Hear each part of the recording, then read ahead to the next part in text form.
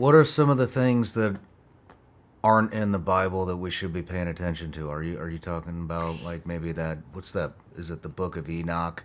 So, okay, so there are things that haven't been written down, okay, Mm-hmm. but we know about them through material culture.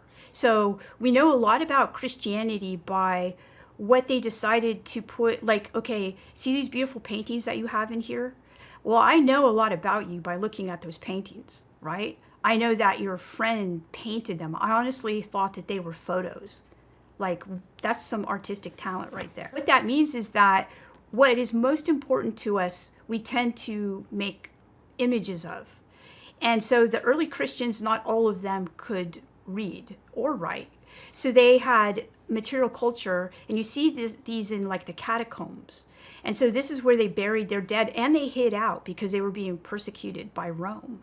And so they had a lot of these things that are basically called frescoes. And if you look at their frescoes, you could see what was important to them and also how they worshipped. So you see that they were diverse. So women worshipped with men. Okay, so there wasn't like this strict, kind of gender separation. That didn't appear.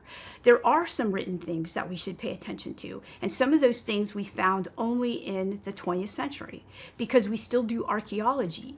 So we found the Dead Sea Scrolls, which tell us a lot about the early Jewish community that became Christian, because Jesus is Jewish. So he's in a Christian, he's not Christian, he's Jewish. So his community, then we have to understand it in its context in terms of what he said and the message that he brings down. He also talks a lot about the Holy Spirit. What did he mean by that? He meant the presence of God. And I think that is super important. And that's something, by the way, that I believe still is alive. And you could feel the presence of Jesus in certain communities that profess their devotion to him and profess to do his what he asked us to do, love one another, those kinds of things.